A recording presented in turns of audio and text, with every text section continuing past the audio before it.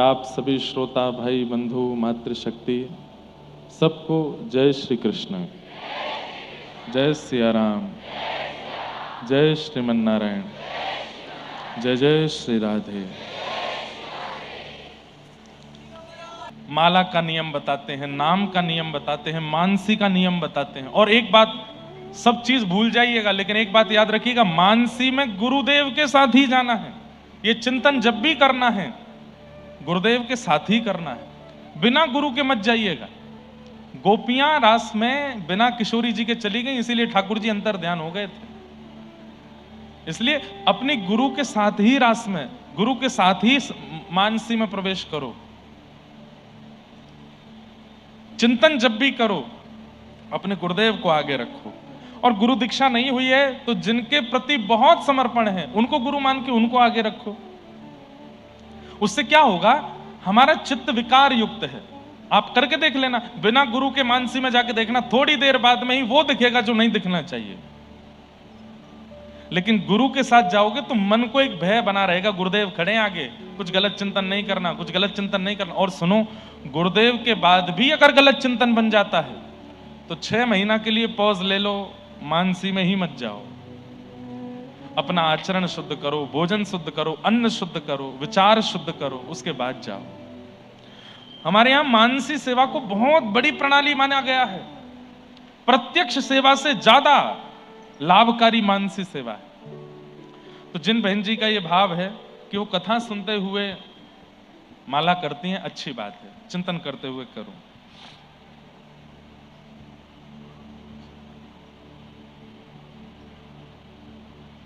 वही प्रश्न है मेरा आपसे, ये प्रश्न है कि महाराज जी, जैसे मेरे पिताजी गलत भोजन रसोई में बनाते हैं तो मैं मेरे लाला के लिए बर्तन दूसरा रखी हूं, इसी रसोई से उनको 4-5 दिन के बाद भोग बना के उनको भोग लगाती थी। मेरे गुरुदेव ने कहा कि जिस रसोई में मांस बना हो उस रसोई में से भोग लाला को नहीं लगाना। बिल्कुल ठीक बात है, नहीं लगाना। क्या करें, वो ठाकुर जी को फलाहारी रखो, फल ही खिलाओ बस। अगर रसोई शुद्ध नहीं है तो केवल ठाकुर जी को फल और दूध इन पे ही रखो। आप बोलेंगे आपको कष्ट हो रहा है, उससे ज्यादा कष्ट तब होगा जब उस रसोई से भोग बन के आएगा। ठाकुर जी को बिल्कुल इससे बढ़िया फल पवा दो। और श्रीमद वल्लभाचार्य जी महाराज ने अपने शिष्य को एक बहुत बढ़िया उपाय बताया था, वो हम आपको बता देते हैं। क्या? रसोई शुद्ध नहीं है और कई बार अब माता पिता से क्या लड़ोगे। आजकल के माता पिता को लगता है ये गलत बात है, बालकों को ऐसा क्यों सिखा रहे हो कि मांस मत खाओ, ये मत खाओ, अंडा मत खाओ, मदिरा मत पियो। आप उनको करने दो, मान जाएं तो अच्छा, नहीं माने तो फिर वल्लभाचार्य महाप्रभु ने अपने एक शिष्य को बताया था। उस शिष्य ने कहा कि मेरे पास धन नहीं है, मेरे पास संपत्ति नहीं है, मेरे पास इतना नहीं है कि मैं ठाकुर जी के बढ़िया पुष्पहार बना सकूं, भोग में कुछ अच्छी सामग्री पधरा सकूं, तो मैं क्या करूं। तो महाप्रभु जी ने कहा नेत्रबंद किया करो और नेत्रबंद करके चिंतन किया करो। मेरे सामने ठाकुर जी बैठे हैं, बढ़िया उबले हुए गर्म पानी से मैं ठाकुर जी का अभिषेक कर रहा हूं, उसके बाद दूध चढ़ा रहा हूं, दही चढ़ा रहा हूं। चढ़ाना कुछ नहीं है, बस सोचना है, पर सोचना इतने ध्यान से कि अगर गर्म जल चढ़ाया तो तुमको अनुभव होना चाहिए कि हाँ गर्म जल है। यदि ये सोचा है कि ठाकुर जी पर दही चढ़ाया तो दही गाढ़ी है, ऐसा तुम्हारे मन में आना चाहिए। ठाकुर जी पर शहद चढ़ाया तो चिपचिपा शहद गिर रहा है, ठाकुर जी के अंग पर लिपट रहा है, ये तुमको अनुभव होना चाहिए। चढ़ाना कुछ नहीं है, बस सोचना है। उसने कहा ठीक है, ऐसे करके ठाकुर जी की जितनी महंगी चाहो उतनी महंगी सेवा करो। उसने कहा बहुत बढ़िया। घर गया, घर जाकर के चिंतन करने लगा, आहा सोने की चौकी है और सोने की चौकी पर मेरे ठाकुर जी विराजमान हैं। चांदी का पात्र नहीं, नहीं नहीं नहीं, चांदी का क्यों, सोने का है, उसमें दुनिया भर के हीरे लगे हैं चारों तरफ। अब सोच में तो कितनी भी महंगे सोच लो, कोई खर्चा तो है नहीं। बीच में मेरे ठाकुर जी बैठे हैं, सोने में मढ़ा हुआ शंख है, उसमें बढ़िया ताता जल, थोड़ा उष्ण जल मैंने ठाकुर जी के ऊपर डाला है। अब मैंने दूध पधराया है, अब मैंने पंचामृत पधराया है। अब ठाकुर जी को बढ़िया मैंने अपने हाथों से थोड़ा थोड़ा स्नान करा दिया, मार्जन किया है। गाल चमक गए मेरे लाला के, देखो कितने बढ़िया मुस्कुरा रहे हैं ठाकुर जी। अब बढ़िया स्नान करा करके पोंछ पांछ करके बढ़िया पोशाक पहनाई, महंगी वाली पोशाक, जड़ाऊदार है, हीरे नग आदि सब लगे हैं। ठाकुर जी को मुकुट पहनाया, महंगा वाला इत्र लगाया, पूरा देखो आंगन महक उठा है। सेवा कुछ कर नहीं रहा है, बस सोच रहा है। अब ठाकुर जी तैयार हो गए, चलो दूध भोग लगे। दूध भोग ठाकुर जी के सामने रखा है। एक चम्मच मिश्री डाल दी, दूसरी चम्मच मिश्री डाल दी, एक चम्मच और मिश्री डाली, मिला रहा, अरे दूध ज्यादा मीठा हो गया है, एक चम्मच मिश्री निकाल देता हूं। जैसे ही निकालने लगा तो प्रत्यक्ष ठाकुर जी प्रकट होकर उसका हाथ पकड़ लिए। उसने आंख खोल करके देखा, जय जय जय जय, आप आगे। बोले मैं ये कह रहा हूं कि तेरे असली की मिश्री लग रही है जो तू निकाल रहा है। अरे 3 चम्मच डाल दी, डाल ले दे, तेरा कुछ लग तोड़ ही रहा है, क्यों निकल रहा उसमें से। दौड़ करके अपने गुरुदेव के पास गया और जाकर के बोला, बोले जय जय, ठाकुर जी प्रकट हो गए। और प्रकट होकर के बोले असली की मिश्री लग रही है जो निकाल रहा है। तो मानसी की सेवा, अगर घर में रसोई शुद्ध नहीं है तो ऐसे सेवा करो। ठाकुर जी के आगे खाली बर्तन रख दो और बर्तन में विचार करो, सामने चूल्हा है, चूल्हे पर खीर बनाई है, खीर बना करके एक कटोरी में पधरा दी, कढ़ी बनाई, कढ़ी पधरा दी, पूड़ी बनाई, पूड़ी पधरा दी, ऐसे करके भोग लगाओ और प्रत्यक्ष रूप से ठाकुर जी को फल पवाओ। यही एक उपाय है और कोई नहीं।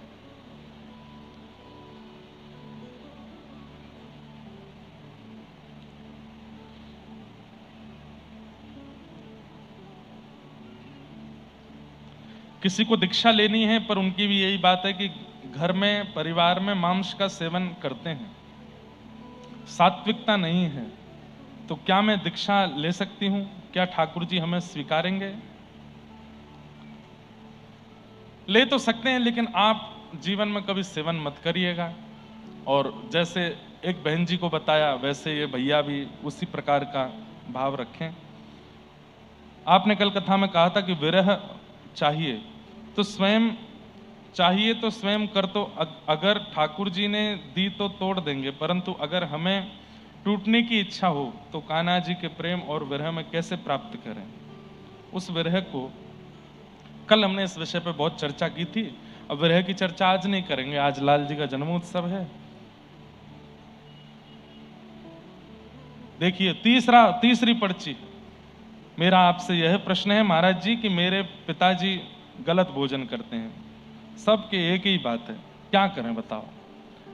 मतलब मांस कितना प्रिय है लोगों को, सोच करके मुझे डर लगता है।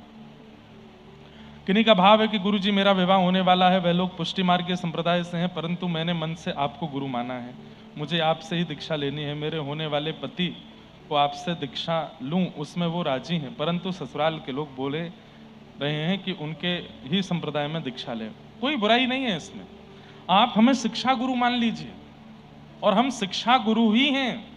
दीक्षा तो हम देने लगे क्योंकि बहुत बालकों का मन होने लगा था, बाकी आप किसी भी परंपरा में दीक्षा लीजिए अगर, और पुष्टि मार्गीय हो या गौड़िया वैष्णव हो, रामानंदी हो, वैष्णव कोई भी संप्रदाय से आप दीक्षा ले लीजिए, कोई दिक्कत नहीं है। हमारे प्रति भाव है, आप हमको शिक्षा गुरु मान लीजिए, हम आपको समय समय पर कथा सुनाते रहेंगे। अब आप हमसे दीक्षा ले लो, घर में उल्टे कलेश हो जाएं ब्याह के बाद, क्या फायदा ऐसी दीक्षा का। तो ऐसी दीक्षा मत लो, वहीं दीक्षा लो जहां आपके घर वाले चाह रहे हैं और बढ़िया रहेगा।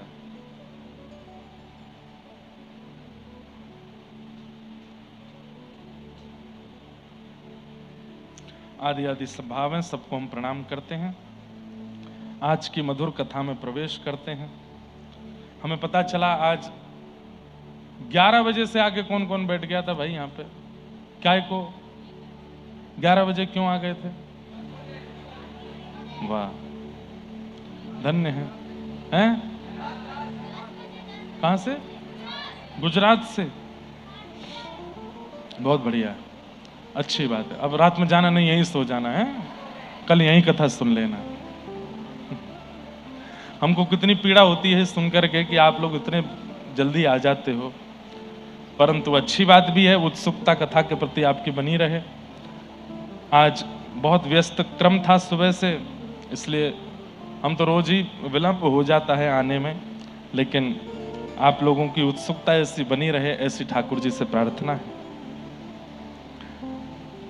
कल हम लोगों ने बड़े प्रेम भाव से कथा में मंगलाचरण श्रवण किया, तत्पश्चात परीक्षित को सुखदेव जी ने आकर के कथा सुनाई, यहां तक का प्रसंग कल हम लोगों ने श्रवण किया। अब इसी प्रसंग का विस्तार करते हुए आगे चलते हैं। परीक्षित महाराज को 7 दिन में मृत्यु का श्राप लगा है। क्यों? आखेट को वन में गए थे, शमिक ऋषि के गले में मरा हुआ सर्प डाल दिया। क्यों डाल दिया?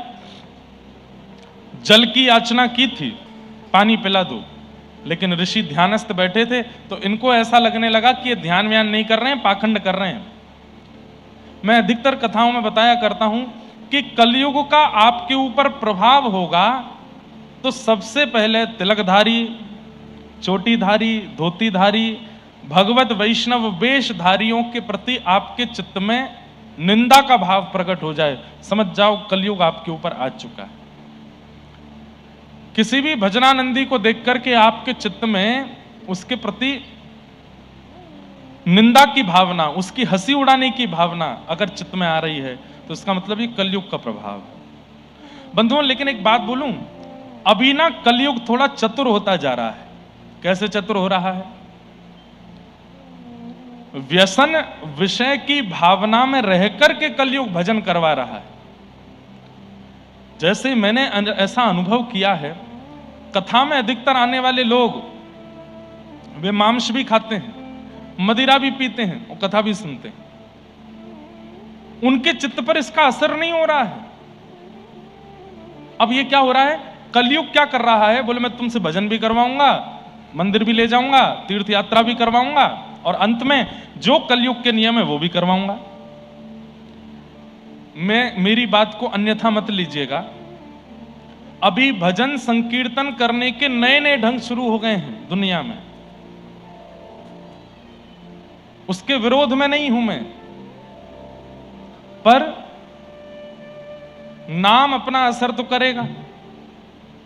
अब आप आगे का नाम भजन रखो, पीछे का नाम कुछ और रखो, उसका मतलब क्या है? उसका मतलब तो वही है ना, उल्टा सीधा खाना पीना या अलग अलग व्यवहार करना।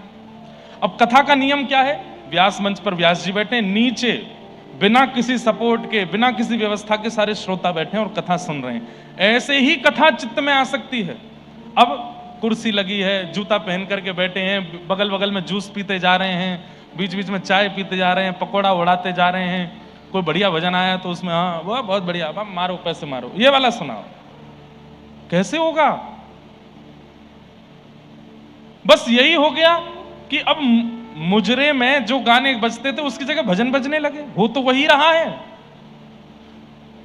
भजन का मतलब सुनने वाले के चित्त को परिवर्तित करना होता है, ना कि केवल उसको सुनकर के आनंद करना, उसको सुनकर के नाचना गाना या उल्टे सीधे काम करना।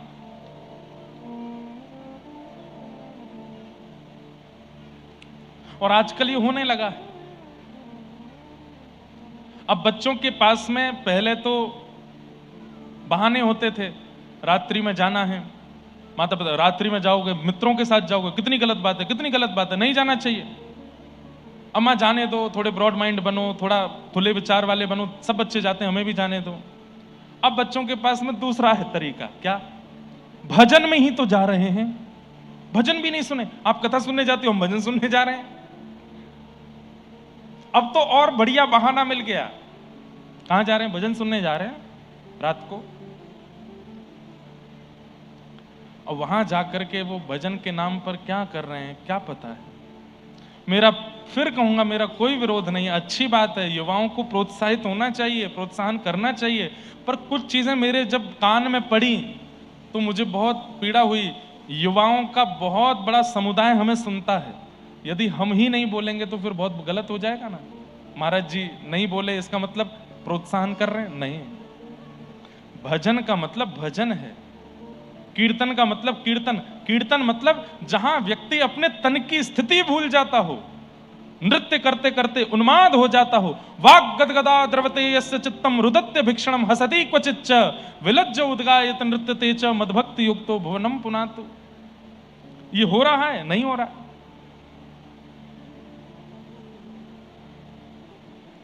इसलिए हमारी प्रार्थना है, जहां कहीं भी ये सब हो रहे हैं थोड़ा जांच करें और थोड़ी से नियम तो बना देना कि भाई जूते पहन के अंदर आना अलाउ नहीं है। और थोड़ा ये नाम जो पीछे वाला है उसमें क्लब वगैरह का नाम ना दें तो ज्यादा अच्छा रहेगा। जैमिंग अच्छा है पर क्लब अच्छा नहीं है, क्लबिंग अच्छा नहीं है। जैमिंग का मतलब क्या कि सब बैठ करके आनंद कर रहे हैं, ठीक है वो चलता है, क्लब अच्छा नहीं है। अब उसमें कई लोगों का ऐसा भाव आता है कि महाराज जी वैसे युवा आएंगे ही नहीं। अरे तो नहीं चाहिए, बिल्कुल नहीं चाहिए। ये क्लब का प्रलोभन देके हमको कथा, कल को ये भी हो जाएगा, बोले क्या हो रहा है, वो कथा क्लबिंग हो रही है। क्यों? पूरी लाइट डिम है पंडाल की, बच्चे बैठे हैं, बगल में जूस के स्टॉल्स भी लगे हैं। महाराज जी मंच पर आएंगे, मंच पर आकर के थोड़ी बहुत बातें बताएंगे, फिर बीच बीच में गाया करेंगे, कल को वो भी शुरू हो जाएगा। भजन के कुछ नियम हैं, वो नियम बना दिए जाएं, जूते चप्पल पहन करके भीतर नहीं आएंगे। आपको खाना पीना है तो पीछे एक अलग सेक्शन बना दीजिए, वहां खाइए पिए। जितने एरिया में भजन का क्रम चल रहा है उसमें कोई झूठे मुंह नहीं बैठेगा। ये नियम बनाने पड़ेंगे। वो कोई शादी ब्याह थोड़ी स्टॉल पे लिए खाते जा रहे हैं, गोविंद बोलो, हरि गोपाल बोलो, हरे कृष्णा हरे राम, ऐसे थोड़ी होता है। ये तो वही बात हो गई ना कि कुछ भला करने गए थे, अपराध करके आ गए। हनुमान जी महाराज कहते हैं यत्र यत्र रघुनाथ कीर्तनम, जहां जहां रघुनाथ का कीर्तन होता है तत्र तत्र कृतमस्तकांजलिम, वहां वहां मैं प्रणाम करने जाता हूं। सोचिए हनुमान जी प्रणाम करने आते हैं उस स्थान को जहां कीर्तन होता है, और जब हनुमान जी आकर के देखेंगे अरे मेरी गदा कहां, दारिकियों को बताऊं अभी मैं क्या कर रहे हैं ये। इसीलिए परिवर्तन आ रहा है पर्यावरण में, इसीलिए ठाकुर नाराज लग रहे हैं। ठाकुर जी कह रहे हैं तुम पाप करो ना, पाप के स्थान है ये, भजन की जगह पर, कथाओं की जगह पर वो पाप लेकर के क्यों आ रहे हो, उनको यहां मत लाओ।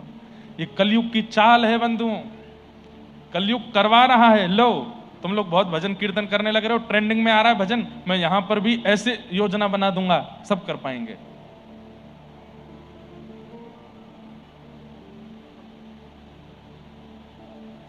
और एक और बड़ी आनंद की बात, जहां कहीं भी भजन ये सब होते हैं वहां का अंतिम भजन जो होता है वो बरसाने की छोरी ही होता है। सब जगह करके इशारों बुलाई गई रे बरसाने की छोरी। अब उसमें जो छोरियां हैं वो कर रही हैं, वो इशारा दे रहे हैं। कैसे हो? कभी कभी हमें लगता है कहीं हमसे तो अपराध नहीं बन गया, ये सब गा करके हमने गलत तो नहीं कर दिया, हमने तो किसी और भाव से गाया था, किसी और भाव से कुछ कहा था, बहुत गलत। भजन को भजन रहने दीजिए, कीर्तन को कीर्तन रहने दीजिए। और केवल हनुमान जी नहीं आते हैं, ध्रुव जी, प्रहलाद जी, भक्तिमती मीराबाई, जितने भक्तों के नाम के, नारद जी महाराज, जब कोई उन्माद कीर्तन करता है नारद जी प्रकट हो जाते हैं वहां पर। अब कीर्तन तो हो ही रहा है, ठाकुर जी का तो नाम ही है, लेकिन वहां जब व्यवहार में वो चीज शुद्ध नहीं होती है तो दिक्कत हो जाती है। इसलिए मेरा बिल्कुल विरोध नहीं है, खूब करो प्रेम से, लेकिन थोड़ी मर्यादा बना दो। भोजन का क्रम अलग हो, जूते चप्पल बाहर उतारे जाएं, और यह भी अगर कर सकें तो कर दें। क्या भाई लोग एक तरफ बैठो, बहनें एक तरफ बैठो, और उसके बाद प्रेम से कीर्तन करो। ऐसा करके कर लो। और गाने वाले भी मंच पे जूते पहन के घूम रहे हैं, नहीं, कीर्तन का थोड़ा मान। महामंत्र आप गा रहे हो, हरे कृष्ण कृष्ण कृष्ण हरे हरे, हरे राम राम राम, जो कि एक महामंत्र उच्चारण करते ही चैतन्य महाप्रभु भाव विह्वल हो जाते थे। उस महामंत्र की इतनी महिमा तो रखो कि पैरों में जूते ना हो। अब नियम तो बहुत सारे हैं, वो तो नहीं बताऊंगा मैं करने के लिए कि भाई तुम चमड़े की बेल्ट पहन के मत गाओ या फटी जीन्स में मत गाओ, ठीक है इतनी छूट है, कुछ भी पहनो, पर कम से कम जूते चप्पल मत पहनो, झूठे मुंह मत बैठो, वहां पर किसी भी प्रकार का खान पान मत चलने दो, जूते पहन के उनको बैठने मत दो। अरे अब इसमें क्या होता है पता है, 200 टिकट कम बिकेंगी, अरे ठीक है ना, नहीं चाहिए हमको भीड़, हमको वही चाहिए जो प्रेमी हैं और जो सुनना चाहते हैं। भजन की वैल्यू इतनी गिरा क्यों दी हमने कि तुम आओ बस सुनने के लिए, हम कैसे भी तुमसे गवाना चाहते हैं ना, कैसे भी नहीं गवाना है, मर्यादा में गंवाना है। तो कलयुग का ये प्रभाव है बंधुओं। कलयुग क्या कर रहा है? अब कलयुग थोड़ा सा 2025 के बाद में मैंने ऐसा अनुभव किया, थोड़ी करवट लेने लगा है। अब ये भजन के माध्यम से, अब ये कथाओं के माध्यम से, अब ये भक्ति के माध्यम से पाप करवा रहा है, और वो प्रारंभ हो चुका है। परीक्षित के दिमाग में कलयुग बैठा है, इसीलिए एक संत का अपमान किया और बोले, अरे पाखंडी, यहां भजन का बहाना बना करके मैं जल मांग रहा हूं, मुझे जल नहीं दे रहे हैं। गले में मरा हुआ सर्प डाल दिया। यही दृश्य शमीक ऋषि के पुत्र श्रृंगी ने देख लिया और देख करके श्राप दे दिया। बोले, मैं राजा परीक्षित को श्राप देता हूं, आज के ठीक 7वें दिन तक्षक सर्प डस देगा और राजा परीक्षित की मृत्यु हो जाएगी। राजा परीक्षित लौट करके आए, अपनी आसन पर आकर के बैठे। जैसे ही मुकुट उतारा, कलयुग का प्रभाव थोड़ा कम हुआ तो ग्लानि हुई। अरे मैंने क्या किया? संत ने मुझे जल नहीं दिया तो मैंने उनके गले में मरा हुआ सर्प डाल दिया। मैंने इतना बुरा तो नहीं था, ये मैंने क्यों किया? मानव का सबसे बड़ा गुण क्या है बंधुओं? अपनी गलती को स्वीकार करना। यह मानव का सबसे बड़ा गुण है। और सबसे बड़ा अवगुण क्या है? गलती करके भी उसको स्वीकार ना करना, बल्कि छुपाते रहना। यह सबसे बड़ा अवगुण है। स्वीकार कर लीजिए, हां मैंने ऐसा किया है। परीक्षित ने स्वीकार किया कि यह तो अपराध हो गया मेरे से। तभी शमीक ऋषि के शिष्य, श्रृंगी के शिष्य गुरुमुख ने आकर के बताया, महाराज आपके जीवन के केवल 7 दिन बचे हैं, अपनी मुक्ति का उपाय खोज लीजिए। आपने गले में मरा हुआ सर्प डाला शमीक ऋषि के, उनके पुत्र ने आपको श्राप दे दिया है।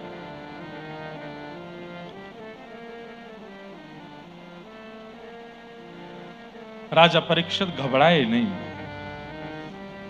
बंधुओं एक बात और सुनो, अगर आप भक्त हो, अगर आप भजनानंदी हो, अगर आप भक्ति पथिक हो, तो स्थिति चाहे जैसी आ जाए, घबराया मत कीजिए, परेशान मत हुआ कीजिए। ठाकुर जी है ना साथ में, सब मंगल में करेंगे। विश्वास चित्त में रखो।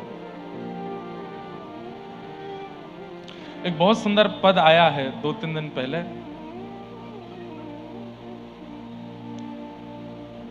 समय क्या है स्वर, हमें अपनी आवाज ही नहीं आ रही, आप देना थोड़ा स्वर।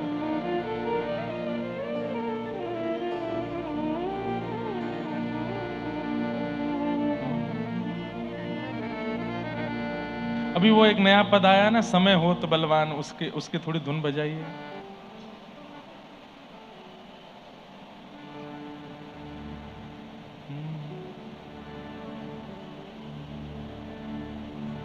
समय होत बलवान पर जो समय से भी बलवान है, कृष्ण उनका नाम। मैंने खुद गाया, पर मुझे खुद बहुत मोटिवेट करता है ये भाव। माना कि समय बहुत बलवान है, माना कि परिस्थिति बहुत कठिन है, पर ठाकुर जी से ज्यादा बलवान तो नहीं है।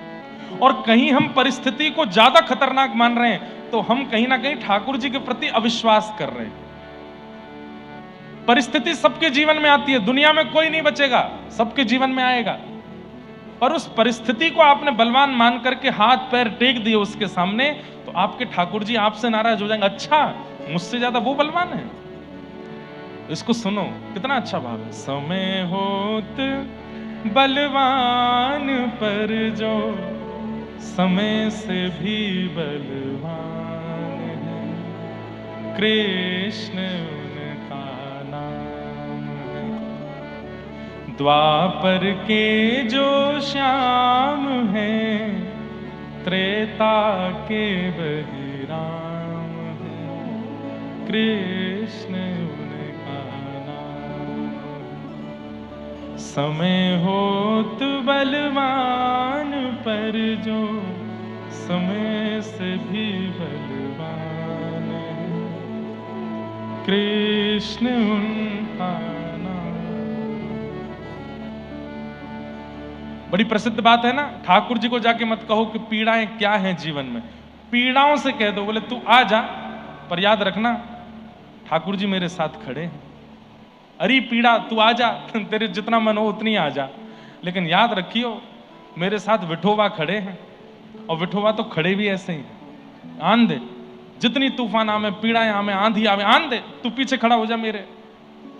जैसे व्यक्ति नाम गान करने लगता है, ठाकुर जी आड़े आ जाते हैं, आगे आ जाते हैं, उसको पीछे खड़ा कर दे, तू यहां खड़ा रहे, मैं देखता हूं इसको।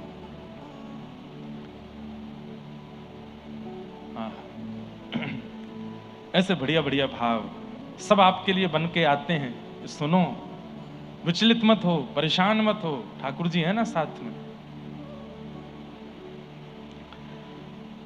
तो भक्त का स्वरूप है कि कितनी भी विषम परिस्थिति आ जाए वो विचलित नहीं होता। परीक्षित जी विचलित नहीं हुए।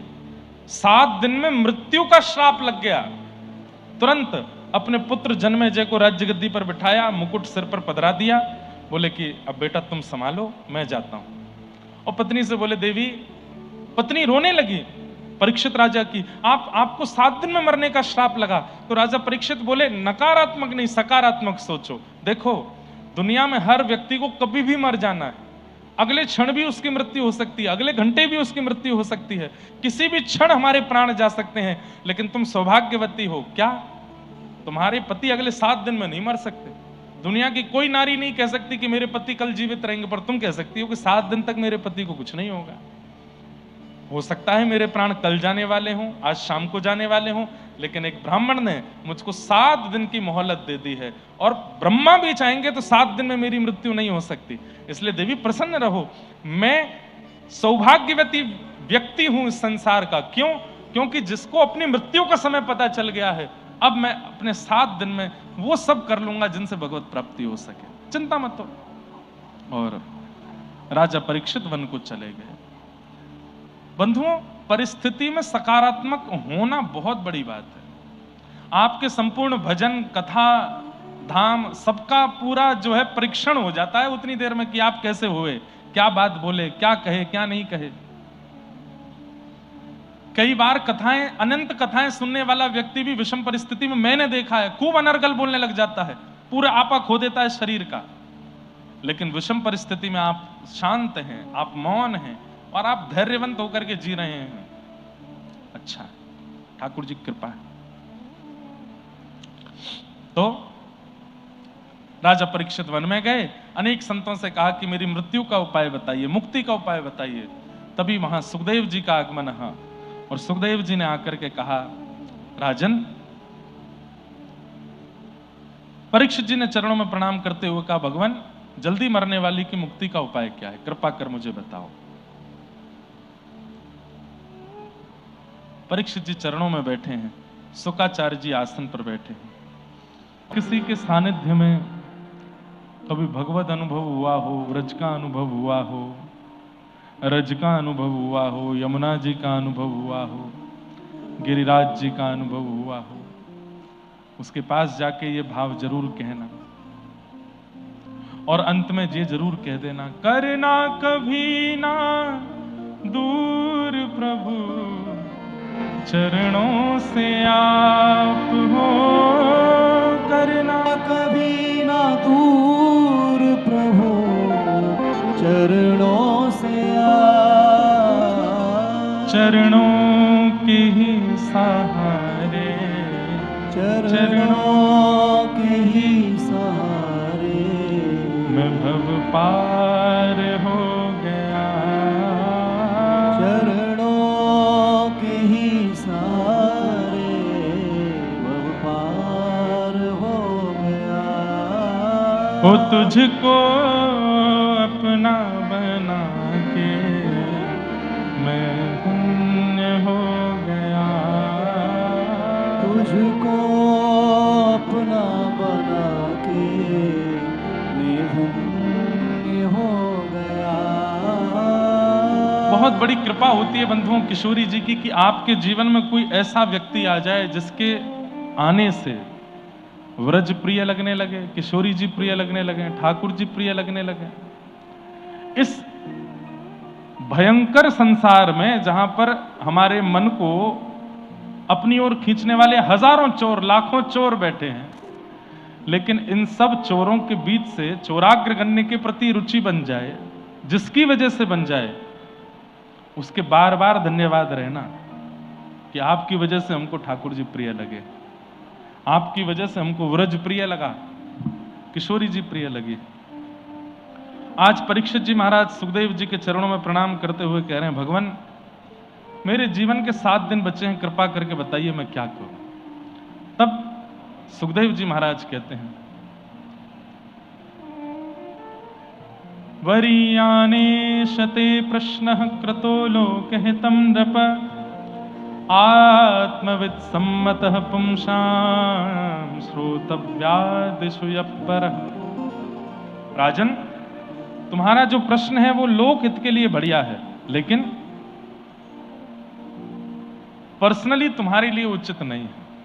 क्यों? क्योंकि तुम पूर्व से ही भगवत प्राप्त हो, तुम्हारा जन्म बाद में हुआ है, भगवत दर्शन तुमने अपनी मातृ गर्भ में पहले किया है, तो मुक्ति तो तुमको वैसे ही मिल जानी है। कहने की बात, तिलक धारण करने वाले, नित्य कंठी माला पहनने वाले, एकादशी करने वाले, कथाएं सुनने वाले भी अगर ये पूछने लग जाते हैं कि महाराज जी मेरा उद्धार कैसे होगा, उद्धार तो हो गया। तिलक धारण करते हो, कंठी पहनते हो, एकादशी करते हो, उद्धार तो हो गया। अब ये प्रश्न मत करो कि उद्धार कैसे होगा, अब तो ये प्रश्न करो कि जितने दिन हम जीवित हैं उतने दिन में हम ऐसा क्या करें कि ठाकुर जी का अनुभव हो जाए। उद्धार तो होना निश्चित है। तिलक नित्य लगाते हो, कंठी नित्य पहनते हो, एकादशी नित्य करते हो, उद्धार होना निश्चित है, इसमें कोई संशय ही नहीं है। लेकिन अब बस ये पूछिए कि नाथ उद्धार तो होगा, मुक्ति तो मिलेगी, वैकुंठ तो मिलेगा, गोलोक धाम तो मिलेगा, पर जीते जी अवस्था में भगवत प्रेम कैसे मिले, कृपा कर ये बताओ। और इसका एक ही उपाय है बंधुओं, ठाकुर जी को जो प्रिय लगता है, ठाकुर जी को जैसा व्यवहार, जैसा गुण, जो विचार प्रिय लगते हैं वो करो। हम एक उपाय बता दें,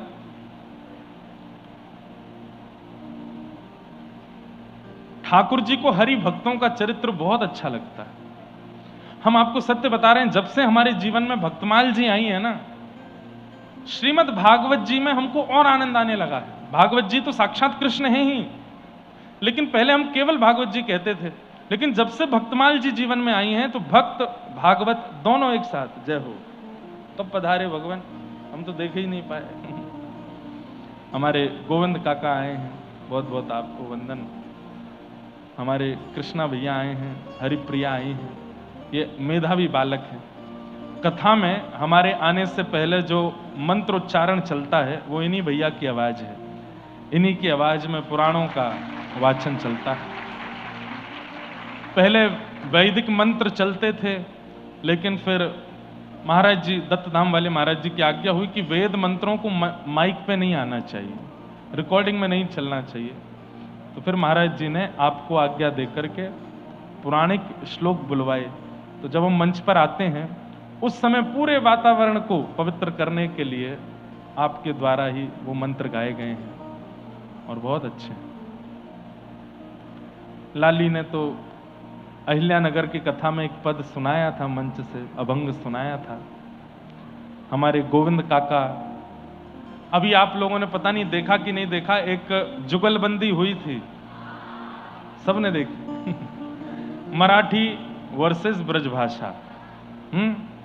हमारे कृष्णा जी हैं, बहुत अच्छे शास्त्रीय संगीत गायक हैं महाराष्ट्र के। उन्होंने क्या बोलते हैं उसको, गौड़न, तो उन्होंने गौड़न गाया, एक दिन हमको सुनाया। हमने कहा ये बहुत बढ़िया है, पर गौड़न ब्रज का साहित्य है, एकनाथ जी महाराज गा रहे हैं, पर ब्रजवासी को समझ में नहीं आवे, ऐसे कैसे चलेगा। तो हमने कहा आप गाओ, हम इसको ब्रजभाषा में बनाते हैं। तो पहले मराठी से हिंदी में रूपांतरण किया हमारे गोविंद काका ने, और फिर हिंदी से ब्रजभाषा में रूपांतरण किया हमने। तो लाला सबगुण मेरो वारो, लाला देख में लागे प्यारो, तुम झूठो दोष लगाओ री गोकुल की गोपी। बहुत सुंदर भाव है। कृष्णा जी जिन्होंने वो गाया वो भी शायद एक दिन यहाँ आएंगे, तो फिर एक दिन फिर से सुनाएंगे। एक दिन आएंगे। आप आए, बहुत बहुत प्रणाम। आपके बालकों के पूज्य दादाजी और हमारे गोविंद काका के पूज्य पिताजी मुकुंद काका, वाड़करी संप्रदाय में बहुत बड़ा नाम है उनका। बंधुओं, प्रत्यक्ष नेत्र नहीं है उनके पास, पर हमने जैसा अनुभव आप लोगों से सुना, आज भी पंढरपुर में काकड़ा आरती होती है और आप रहते हैं संभाजी नगर के पास। पंढरपुर में जिस समय काकड़ा आरती होती है उसी समय हमारे मुकुंद काका बैठ जाते हैं और बैठ करके अपने घर से ही काकड़ा आरती करते हैं। ठाकुर जी गाते हैं, सारे पद गाते हैं, अभंग गाते हैं। कितने वर्षों से उनका नियम। ऐसा हमें लगता है कि वो भले ही प्रत्यक्ष दुनिया नहीं देख पाते, लेकिन 24 घंटे विठोबा का दर्शन करते हैं। ऐसे हमारे मुकुंद काका बहुत अद्भुत। उनका दर्शन करके हम बड़े कृतार्थ होते हैं। बहुत सुंदर। तो वरीयाने शते प्रश्न क्रतो लोकहितं नृप आत्मवित् सम्मतः पुंसाम श्रोतव्यादिषु यप्परः। हम खुले मंच से छूट दे के बोल रहे हैं। आप कंठी पहनते हो, नित्य तिलक धारण करते हो, एकादशी नियम करते हो, तो आपको ये नहीं पूछना चाहिए कि मेरा उद्धार कैसे हो। उद्धार तो हो गया। जब से श्री विराजमान हुई, जब से कंठी विराजमान हुई, एकादशी का नियम आ गया है, उद्धार तो आपका हो चुका है। अब तो बस ये पूछो, शरीर का उद्धार, आत्मा का उद्धार जब हो तब हो, उससे पहले पहले जीते जी अवस्था में भगवत अनुग्रह कैसे प्राप्त हो, कृपा कर ये बताओ। ये प्रश्न होना है। और उसके लिए एक ही तरीका है बंधुओं, एक तरीका जो हमें समझ में आता है। अपने ठाकुर जी को नित्य भक्त चरित्र सुनाओ। हमने बहुत लोगों के ये नियम धारण करवा भी दिए, और जिनके नहीं हुए उनसे हम निवेदन करते भी हैं। नित्य अपने ठाकुर जी को रात्रि में सुनाने से पहले भक्तमाल सुनाया करो। आप भक्तमाल नहीं सुना सकते तो हम इतने सारे भक्तों के चरित्र सुनाते हैं, यहाँ याद कर लो, और वहां जाके ठाकुर जी को इत्र लगाते लगाते, सेज सजाते सजाते, ठाकुर जी को सुलाते सुलाते किसी भक्त का चरित्र सुनाओ। भक्त का चरित्र जब ठाकुर जी सुनते हैं बड़े राजी हो जाते हैं। अब होता क्या है, जैसे बालक को एक रात लोरी सुना दो। सब लोग इधर देखो, अच्छी वाली लोरी सुना दो बालक को, तो बालक अगले दिन फिर कहता है फिर से सुनाओ ना, कुछ सुनाओ, तो अगले दिन फिर सुना दो। तीसरे दिन वो फिर, महाराज वो अपने माता पिता को छोड़ के आपके पास ही सोएगा, क्यों? मुझे लोरी सुना, आज भी कोई कहानी सुना दो। ठाकुर जी को रात्रि में भक्तों का चरित्र सुनना बहुत प्रिय लगता है। आप नित्य सुनाना प्रारंभ कर देंगे तो ठाकुर जी सब छोड़ छाड़ के उल्लासनगर भाग के आया करेंगे। बोले वो भक्त मेरे को रोज नित्य कुछ सुनाता है, वहां चलो। और अगर आपने नहीं सुनाया तो देखना उस रात्रि स्वप्न में ठाकुर जी रूठे रूठे आएंगे, आज नहीं सुनाया कुछ भी, आज नहीं बताया कुछ भी। नित्य सुनाया करो ठाकुर जी को, बहुत प्रिय लगता है ठाकुर जी को। एक भक्त चरित्र है राम प्रसाद जी का, बहुत अच्छा चरित्र है राम प्रसाद। इनके जो पिताजी थे उन्होंने विरक्ति ले ली थी, वन में जाकर के राम राम राम राम भजते थे। एक दिन राघव जी प्रकट हो गए और राम जी प्रकट होकर के बोले, दो शब्द बोलेंगे तुमको मानना पड़ेगा। तो राम प्रसाद के पिताजी बोले, भगवान आप मेरे सामने आ गए और मैं क्या मांगूं? बोले लेकिन हम कुछ चाहते हैं, वो तुमको करना पड़ेगा। तो राम प्रसाद जी बोले आज्ञा करो। राम प्रसाद जी के पिताजी बोले आज्ञा करो। तो राम जी बोले विवाह कर लो। तो ये तो बड़े व्याकुल हो गए, बोले कि मैं सब छोड़ छाड़ करके इनकी शरण में आया और ये कह रहे हैं ब्याह कर लो। और ठाकुर जी अंतर ध्यान हो गए।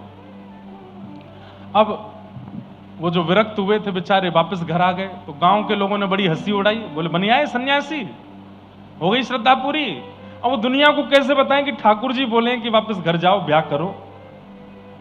अब तो इतनी उनकी हंसी उड़ने लगी, वो जब सुबह सुबह सब्जी मंडी जाते लोग बाकी कहते अरे आप तो सन्यासी हो, भूखे पेट रह लो, अभ्यास हो गया होगा, याद आ गई आलू के पराठों की, आ गए लौट के।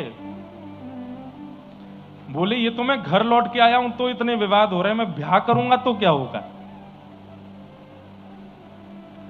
1 साल 2 साल निकल गए, राम जी की आज्ञा उनको रोज स्वप्न में आती, विवाह करो। और कैसे करूं? अब विवाह तो तब किया जाए जब कोई संबंध लेके आवे। अब संबंध वाले सब यूं सोचते हैं इसका कोई पता तो है नहीं, कभी विरक्त हो जाता है, लौट के घर आ गया, इससे ब्याह करना भी चाहिए कि नहीं। तो बेचारे ढीठ बन करके, थोड़े बेशरम से बन के खुद ही चले गए।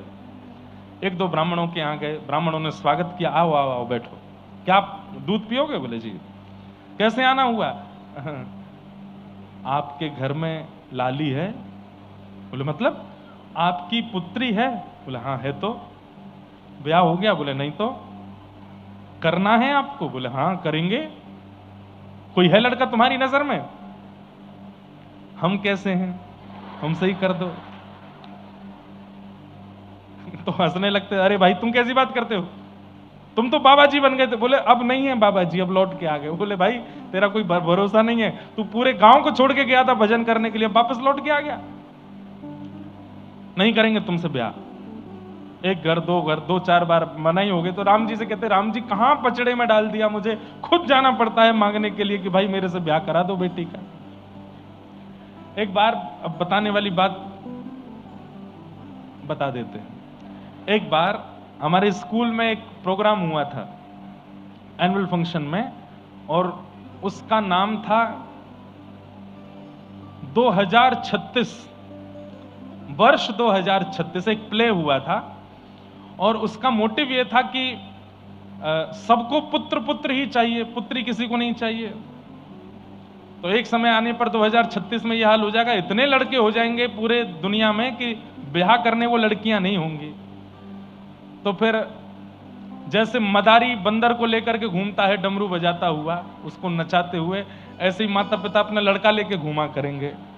और गली मोहल्ले में जैसे आलू ले लो, करेला ले लो, टमाटर ले लो, ऐसे वो सब्जी वाले भैया चलते हैं।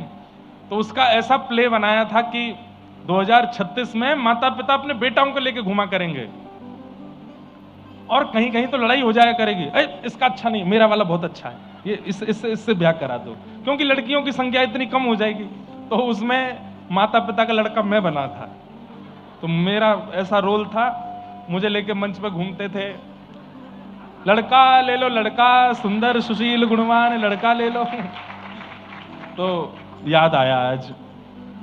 फिर उसके बाद लड़की वाले आते थे, फिर उनकी लड़की आती थी निकल के, बोले क्या आता है तुम्हारे लड़के को? सब आता है इसको, आप जो कहोगे सब आता है, करके दिखा।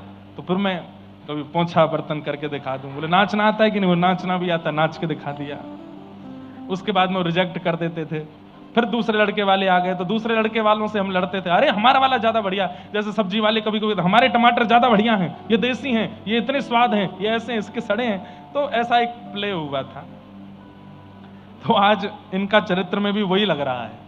बेचारे इनके, चलो मेरे साथ तो जो प्ले हुआ था उसमें माता पिता थे, इनके तो कोई भी नहीं थे, ये खुद ही जा रहे थे और रोज रात में आके रोते, हे राम जी कहां मुझे डाल दिया, मुझसे कहते हो विवाह कर लो, मैं खुद जाना पड़ता है मुझे अपने संबंधों के लिए। तो राम जी एक दिन स्वप्न में आए, बोले कल तुम जहां जाओगे वहां तुम्हारा विवाह हो जाएगा। और अगले दिन एक घर में गए और वही जाके बोले आपकी बेटी है? बोले हाँ, हमसे ब्याह कर दो। तो पहले तो वहां पर भी थोड़ी बात उटपटांग हुई, लेकिन बाद में फिर उनका ब्याह हो गया। ब्याह होने के बाद जो इनकी संतान हुई उनका नाम इन्होंने रखा राम प्रसाद, क्योंकि राम जी की कृपा से हुई। जयपुर में रहते थे, गोविंद देव जी का मंदिर बगल में था। तो राम प्रसाद जो बालक था वो रोज गोविंद देव जी के मंदिर छोटी अवस्था में जाता और गुसाइयों के बालकों के साथ, जो पुजारी जी थे उनके बालकों से खेलता था। तो तब मंदिर में इतने दर्शनार्थी तो आते नहीं थे, बाहर का प्रांगण जो दर्शन का है वहीं पर राम प्रसाद और सेवायत गुसाई जी के दो बालक, राम प्रसाद की उम्र के थे, उनके साथ वो खेलता था। खेलते खेलते कभी कभी नजर पड़ती गोविंद देव जी पर, तो गोविंद देव जी को देख करके बोलता, तुम क्यों खड़े रहते हो, तुम भी आ जाओ, आ जाओ खेलो हमारे साथ। ऐसे गोविंद देव जी को बुलाते। तो वो जो गुसाई जी के दो बालक थे वो कहते ये नहीं आएंगे। बोले क्यों? अरे हम कब कितनी बार इनको बुला चुके, ये आते नहीं, भीतर ही खड़े रहते हैं, चंदन फोटा इत्र लगा करके पूरे दिन ऐसे ही खड़े रहते हैं। तो राम प्रसाद जी को ऐसा लगता था ये लाडला बालक है, जैसे लाडले बालक होते हैं ना, उनकी माताएं तैयार करके घर में ही रखती हैं, बाहर नहीं जाने देती। ऐसे ही राम प्रसाद जी बोले लाडला बालक है। तो राम प्रसाद जी कभी कभी चिढ़ा चिढ़ा के खिलाते थे, देखो हमको तो गोटी खेलने में इतना आनंद आता है, हम तो ऐसे खेलते हैं, हम तो, तुम बैठे रहो भीतर ही। एक दिन वो गुसाई जी के जो दो बालक थे वो अपने नानी के घर चले गए और राम प्रसाद जी अपनी गोटी लेकर के आए और मंदिर में आके थोड़ी देर प्रतीक्षा करते रहे। जब गुसाई जी के बालक नहीं आए बहुत देर तक, तो उनसे ही बोले, गोविंद देव जी से, आप ही आ जाओ, आज तो वो दोनों भी नहीं आए खेलने, मेरा मन ही नहीं लग रहा है, अकेले कैसे खेलूं गोटी, आप आ जाओ ना मेरे साथ।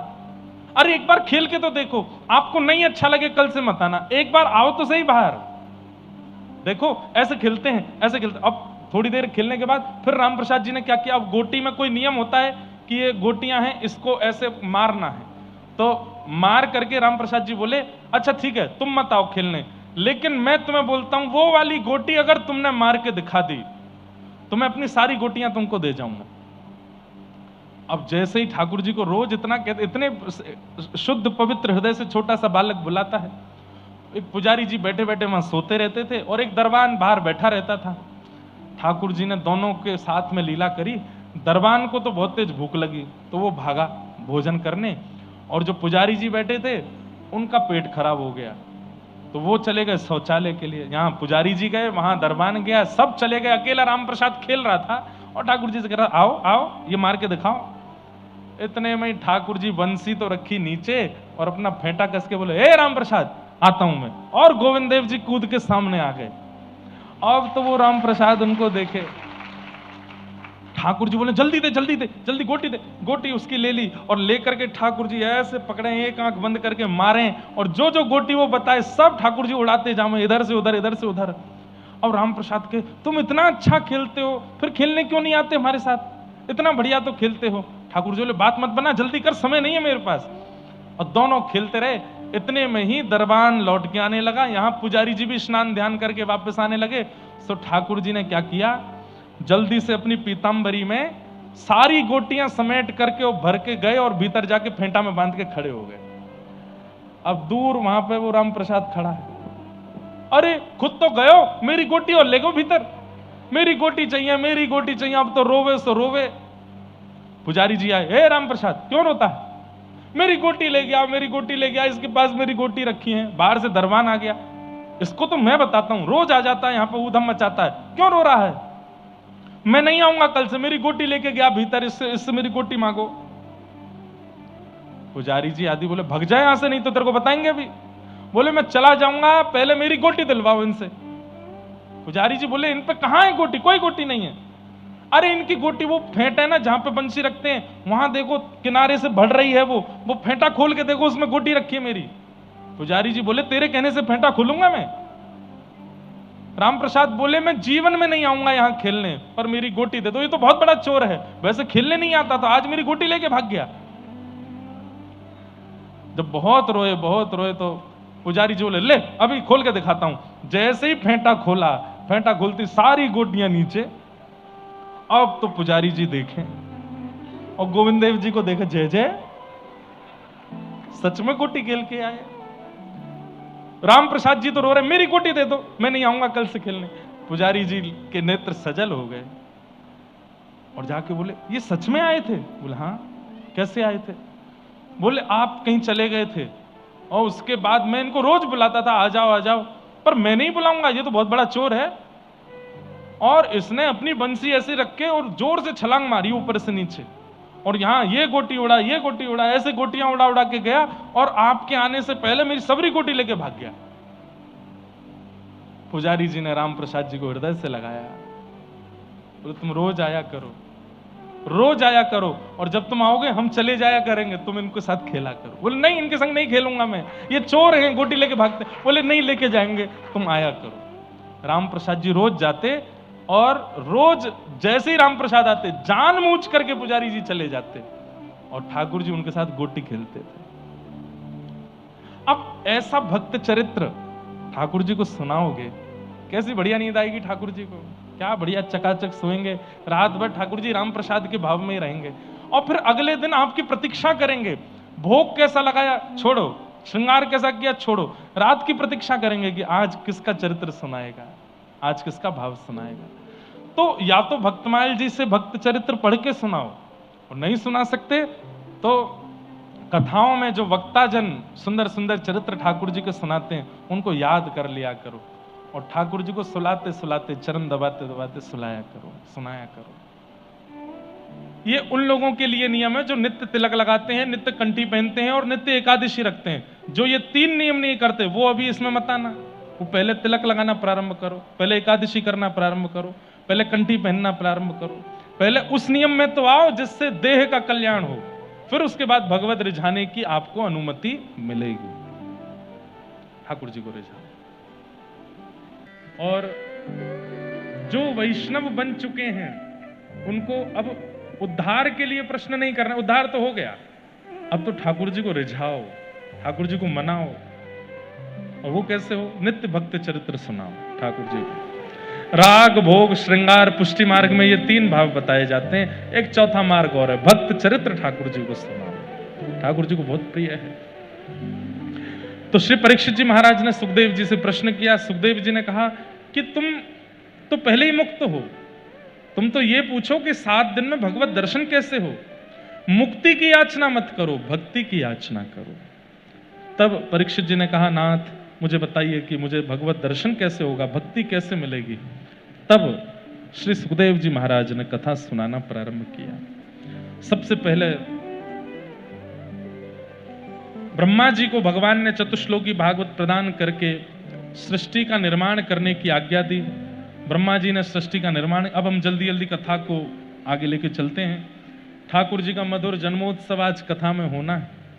प्रेम और भाव से सब बैठे रहना। व्यवस्थाएं तो बहुत लग रही हैं हमको, क्या क्या होने वाला है पता नहीं, बाकी तो सब अनुभव करेंगे। अब ठाकुर जी जैसा उत्सव मनवाएंगे, आप सब लोग प्रेम और भाव से मनाइएगा। तो सृष्टि का प्रसंग सुनाते हुए कर्दम ऋषि और कर्दम ऋषि का विवाह देवहूति जी के साथ में हुआ। कर्दम ऋषि ने भगवान की तपस्या की थी और तपस्या में भगवान से मांगा था, तथा सचाहम परिवोडु काम शमानशीलाम गृह में दधेनु। तपस्या करके क्या मांगा कि हे नाथ, भगवत परायण एक पत्नी मेरे जीवन में आ जाए, ऐसी कृपा मेरे ऊपर कर दो। गौ के समान सीधी सादी हो और जितना मैं आपसे प्रेम करता हूं मुझसे अधिक आपसे प्रेम करने वाली एक भगवत परायण पत्नी मेरे जीवन में आ जाए, ऐसी कृपा मुझ पर करो। भगवान ने कहा, तुमने इसी बात के लिए तपस्या की थी? बोले हाँ। तो ठाकुर जी इतने प्रसन्न हो गए, इतने प्रसन्न हो गए। ठाकुर जी ने कहा, ठीक है, स्वयंभू मनु की पुत्री देवहूति के साथ आपका विवाह होगा। एक वरदान आपने मांगा, हमने पूर्ण कर दिया। अब एक वरदान हम अपनी तरफ से दे रहे हैं। बोले क्या? आपके घर संतान बनकर के मैं ही आऊंगा, मैं ही आपके यहां पुत्र बनकर के आऊंगा। ठाकुर जी इतने प्रसन्न हो गए कर्दम ऋषि से। क्यों? अब यहां प्रश्न उठता है, ठाकुर जी ने इतनी बड़ी बात क्यों कह दी कि पुत्र बन के मैं ही आऊंगा? क्योंकि जीवन में पत्नी नहीं मांगी, जीवन साथी नहीं मांगा, भगवत भक्त परायण पत्नी मांगी, भक्त मांगा। ठाकुर जी से भक्त की याचना करो तो ठाकुर जी इतने प्रसन्न होते हैं, भक्त तो देते ही हैं, स्वयं भी आ जाते हैं। तो पुत्र की याचना मत करो, पुत्री की याचना मत करो, पत्नी पति की याचना मत करो, भक्त की याचना करो। पत्नी मिले, भले ही सुंदर ना हो, भले ही कुछ जाने ना ताने पर आपकी भजन करने वाली हो। पति मिले, भले ही बहुत धनवान ना हो लेकिन आपका भजन करने वाला हो। पुत्र मिले, पुत्री मिले, भले ही कैसे भी हो लेकिन आपके भजन करने वाले हों। ऐसी कामना से यदि किसी भी संबंध को मांगेंगे तो ठाकुर जी फिर स्वयं आएंगे।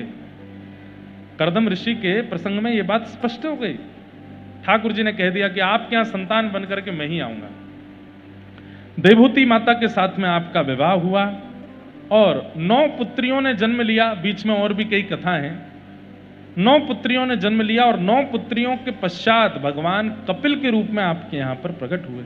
बोलो कपिल भगवान की। कपिल भगवान का प्रादुर्भाव हुआ। भगवान कपिल ने देवहूति माता को ज्ञान उपदेश किया।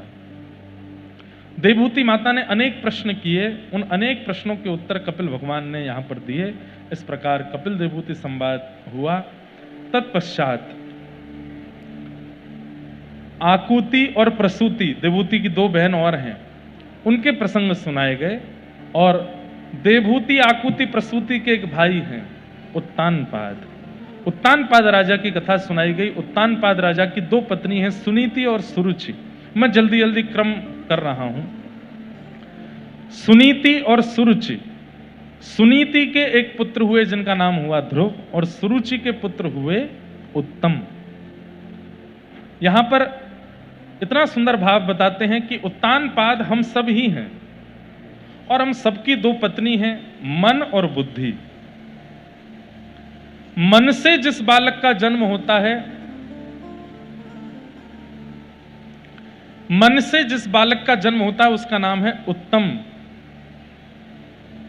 और बुद्धि से जिस बालक का जन्म होता है उसका नाम है ध्रुव। बहुत ध्यान से सुनिएगा। कई बार बंधुओं, मन आपको वो वस्तु प्रदान करता है जो उत्तम होती है पर ध्रुव नहीं होती।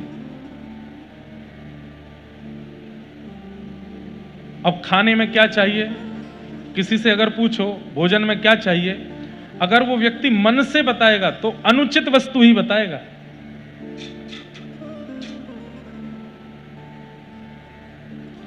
भैया उत्सव मनाना है, चित्र मत उड़ाओ सबके। पता चली नंदोत्सव में ले आदमी ही उड़ा दिया। बधाई हो। थोड़ी गर्मी सह लेंगे, मत चलाओ, एक आध पंखा नहीं चले तो कोई दिक्कत नहीं। क्या बता रहा था मैं, क्या बता रहा था मैं? हाँ, उत्तम। बहुत ध्यान से सुनना, बहुत समझने योग्य बात है। मैं प्रसंग सूक्ष्म करूंगा, पर उनमें जो समझने योग्य एक साधक के लिए जो बात जरूरी है वो कहूंगा। तो बुद्धि से जिस बालक का जन्म होता है, जिस विचार का जन्म होता है उसका नाम है ध्रुव, और मन से जिस विचार का जन्म होता है उसका नाम है उत्तम। अगर आप व्यक्ति से पूछेंगे क्या खाना है, तो वो व्यक्ति अगर मन से बताएगा तो मन से ऐसी वस्तु ही बताएगा जो उत्तम होगी, ध्रुव नहीं होगी। ध्रुव मतलब जो आपके लिए उपयोगी है। अकाट्य सत्य को ध्रुव कहते हैं। लेकिन हम लोग मन से जब बताते हैं तब उत्तम वस्तु का ही प्रयोग बताते हैं। सब लोग इधर देखो, ध्यान से सुनो। क्या खाना है? चाउमीन बनाओ, वड़ा पाव बनाओ, मिसल पाव बनाओ, और क्या बनाओ? हैं? क्या खाना है बताओ? क्या खाना है? सैंडविच बनाओ, क्रीम रोल बनाओ, हैं? क्या? पोहा? पोहा कोई मन की वस्तु है?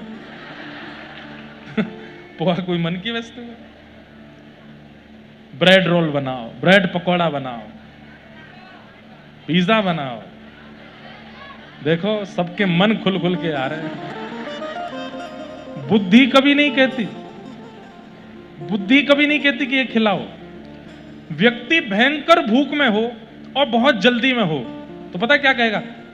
दाल चावल हैं? बोले दाल नहीं है, बस चावल है। तो एक काम करो, चावल में ही घी डाल करके थोड़ा सा चीनी डाल के दे दो, थोड़ा नमक मिर्ची डाल के दो, कुछ भी दो। बुद्धि क्या कहती है? पेट भरना है। पर मन क्या कहता है? स्वाद चाहिए। पेट भरे चाहे नहीं भरे, शरीर खराब हो चाहे हो, स्वाद चाहिए। हमको उल्लासनगर में खूब बढ़िया बढ़िया सामग्री खाने को मिलती है, रोज कुछ नया मिलता है। होता तो ज्यादा गरिष्ठ नहीं खाते हैं, पर कुछ अलग ही होता है, वो कभी देखा ही नहीं होता। ऐसी वस्तु बनती है, साईं खिलाते हैं पीछे ले जाके, ऐसी बढ़िया बढ़िया वस्तु ले जाएंगे।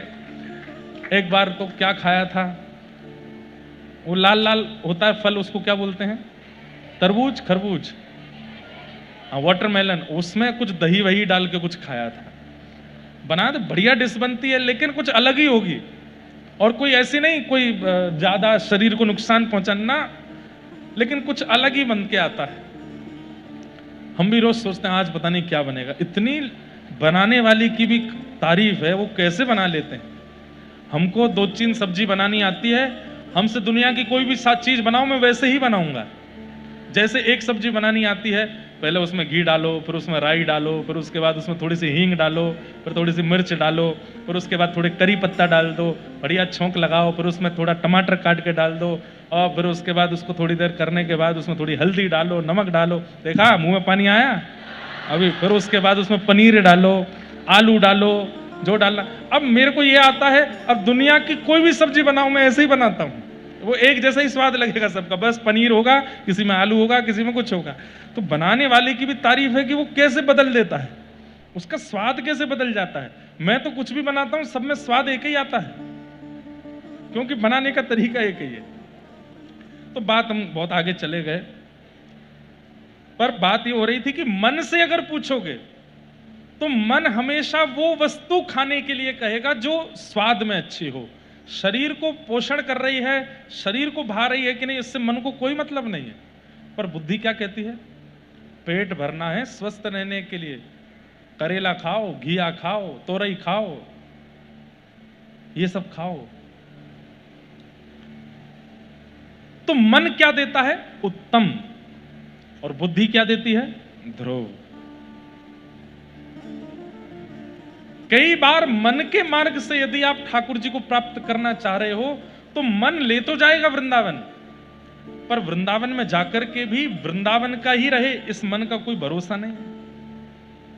ये मन बड़ा चंचल है, कैसे तेरा भजन करूं, जितना इसे समझाऊं उतना ही मचल जाए, राधे तेरे चरणों की कर धूल जो मिले। भाई वृंदावन लेके मन ही जाएगा, कथा में लेके मन ही आएगा, मंदिर में लेके मन ही जाएगा, दरबार में लेके मन ही जाएगा, पर उस मन के भरोसे ही मत रहना। मन लेके वृंदावन चला गया, अब बुद्धि से वृंदावन जाना प्रारंभ करो। अगर बुद्धि को वृंदावन की उपयोगिता नहीं बताई तो मन तो बहुत चंचल है। 4-5 बार वृंदावन जाने के बाद ये मन अभिमान भी करने लग जाएगा, अरे हमसे बड़ा तो कोई साधक ही नहीं, उल्लासनगर में मुझसे बड़ा कौन भक्त। 6 महीने में 5 बार वृंदावन जाता हूं मैं, अभिमान कर ले। मन लेकर के तो जाएगा सदगुरु के पास, मन लेकर के तो मुझे दीक्षा चाहिए, अभी एक्साइटमेंट हो रहा है, अच्छा लग रहा है, मुझे चाहिए। पर जब तक बुद्धि ना बोले तब तक मत करिए, और बुद्धि को समझा दीजिए कि ये आवश्यक है। और जब बुद्धि कहने लगे कि नहीं यही मेरा देखो मन कैसा है, मन वृंदावन लेकर के जाएगा पर उल्लासनगर की यादें संग लेकर के जाएगा। वापस जाना है, वापस जाना है, वापस जाना है, यहीं नहीं रहना है। राधारमण जी को देखना, राधा वल्लभ जी देखने, प्रेमानंद जी महाराज का दर्शन करना, वृंदावन परिक्रमा करनी, यमुना गोते लगाने, गिरिराज जी दर्शन करने, फिर वापस जाना है। मन ऐसे लेके जाएगा, पर बुद्धि एक बार जाना है, फिर लौट के नहीं आना है। और लौट के जाना भी है, लौट के जाना भी है तो शरीर जाएगा, पर मन बुद्धि चित्त सब में ये वृंदावन ही रहेगा 24 घंटे। बुद्धि से ध्रुव मिलता है, मन से उत्तम मिलता है।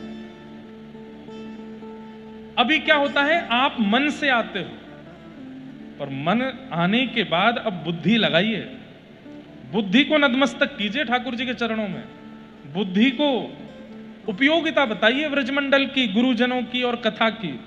बुद्धि में जब तक रटन नहीं आएगा, नहीं तो मन तो बहुत विचलित कर देता है। एक बात मैं कथा में कहा करता हूं, आप भी अगर अनुभव करेंगे तो आपको भी शायद ये बात लगे।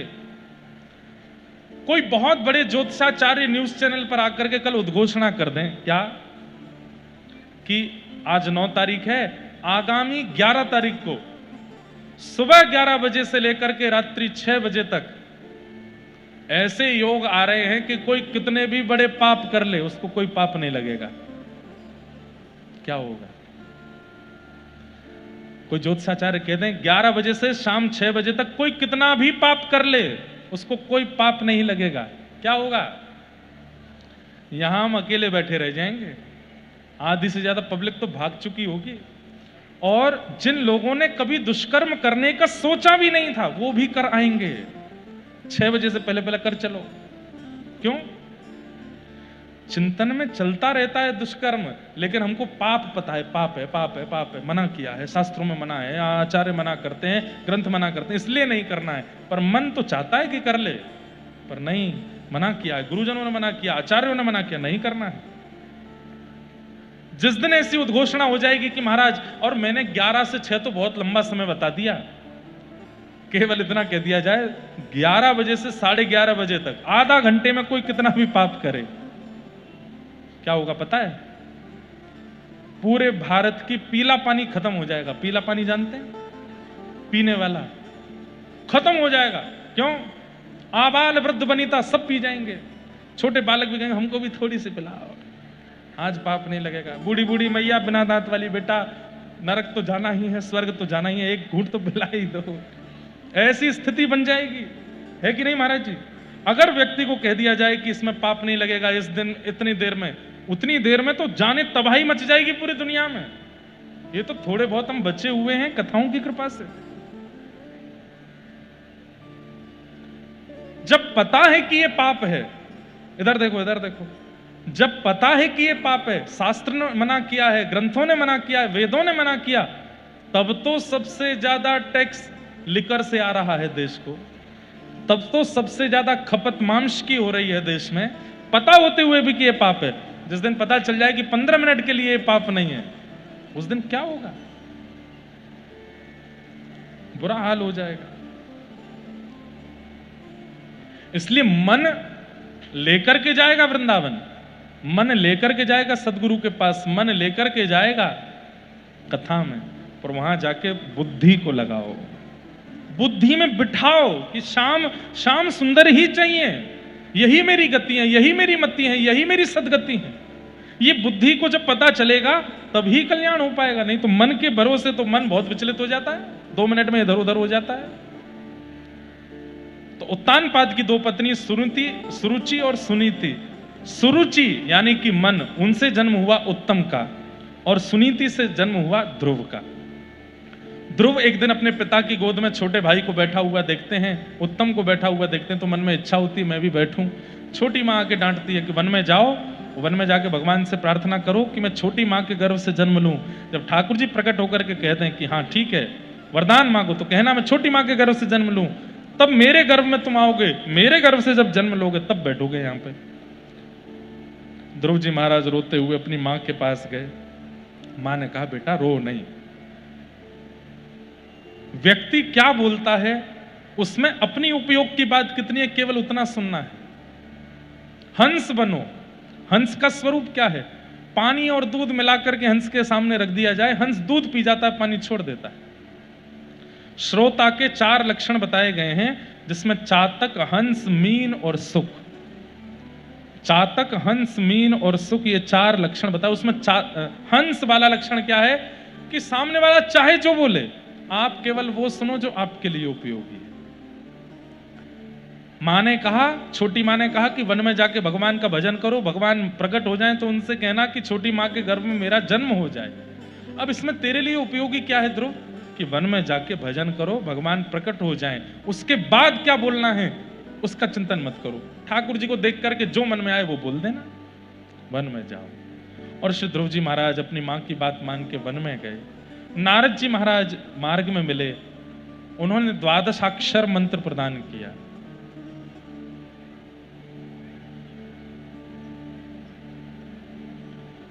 नमो भगवते तुभ्यं वासुदेवाय